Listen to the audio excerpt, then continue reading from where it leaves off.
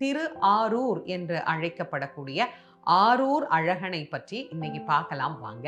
கோயில் 5 வேலி, குளம் 5 வேலி அப்படின்னு ரெண்டும் சமமா பிரம்மாண்டமா இருக்கக்கூடிய ஒரு கோயில் அப்படின்னா அது திருவாரூர் கோவில் தான். 7 கோயில், அதுல ஆரூர் முதல் கோயிலாக நாம இன்னைக்கு பார்க்க போறோம். இந்த சப்த விடங்கள் உருவாகுவதற்கு யார் காரணம்? இந்த 7 சிலைகளையும் ஒருத்தர் செய்யல, உளியால செதுக்கப்படல அப்படின்னா இது எப்படி உருவாச்சு? இது இந்த பூமிக்கு எப்படி வந்தது? இப்படி நிறைய கேள்விகள் பிறக்கும் இல்லையா? அதுக்கு நாம நன்றி சொல்ல வேண்டியது யாரு அப்படின்னா முசுகுந்த சக்கரவர்த்திக்கு தான். முசுகுந்த சக்கரவர்த்தியினுடைய வரலாறு எல்லாருக்கும் தெரியும் அப்படின்னு நான் நினைக்கிறேன்.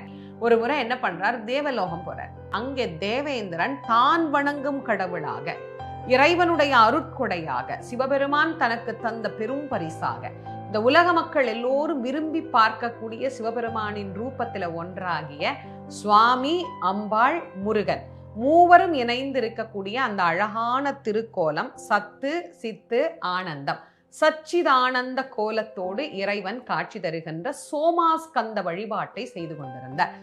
அடுத்த நாள் தேவேந்திரனை பார்க்கும்போது, தேவேந்திரன் நான் ஊருக்கு கிளம்புறேன், உங்களுக்கு என்ன வேணும் கேளுங்க, தேவலோகத்துல இருந்து எடுத்துட்டு போங்க அப்படின்னு சொல்றார். அப்போ அவர் கேட்கிறாரு, எனக்கு தேவலோகத்திலிருந்து வேறு பரிசுகள்லாம் எதுவும் வேண்டாம், அழகான உங்களுடைய பூஜா நாயகர், நீங்க பூஜை செய்யக்கூடிய பெருமான் இந்த சோமாஸ்கந்தரை என்கிட்ட கொடுத்துடுங்க அப்படின்னு கேட்கிறார். சரி, நீங்க நாளைக்கு வாங்க பார்க்கலாம் அப்படின்னு சொல்லிட்டு அவர் அனுப்பிச்சிட்டார். அனுப்பிய அவர் தேவலோக சிற்பியை கூப்பிட்டு தான் வழிபடுகிற கடவுளை போலவே ஒரு 6 சிலா ரூபங்களை உருவாக்க சொல்லுகின்றார். அதே மாதிரி 6 சிலைகள் அங்கு வந்துருச்சு. இந்த 6ஐயும் வைக்கிறார், இவர் வழிபடக்கூடிய மூர்த்தத்தையும் வைக்கிறார், 7ஐயும் வரிசையா வச்சுட்டார். அடுத்த நாள் காலையில இவர் வருகின்றார் முசுகுந்த சக்கரவர்த்தி. இங்க 7 ரூபங்கள் இருக்கு, இதுல எது உங்களுக்கு பிடிக்கிறதோ அந்த ஒரு ரூபத்தை நீங்க பூமிக்கு எடுத்துட்டு போங்க அப்படின்னு சொல்லிட்டார். எந்த தெய்வத்தை இந்திரன் பூஜை செய்து வழிபட்டு தனக்கு பிரியமாக வைத்திருக்கிறாரோ அவரே இவர் கண்ணுக்கு பட்டுக்கிட்டே இருக்கிறார். அவர் சரியா அந்த விக்கிரகத்தை காட்டி இதை எனக்கு கொடுத்துடுங்க அப்படின்னு கேட்டார். இப்ப இந்திரனுக்கு ஒன்றும் பண்ண முடியல.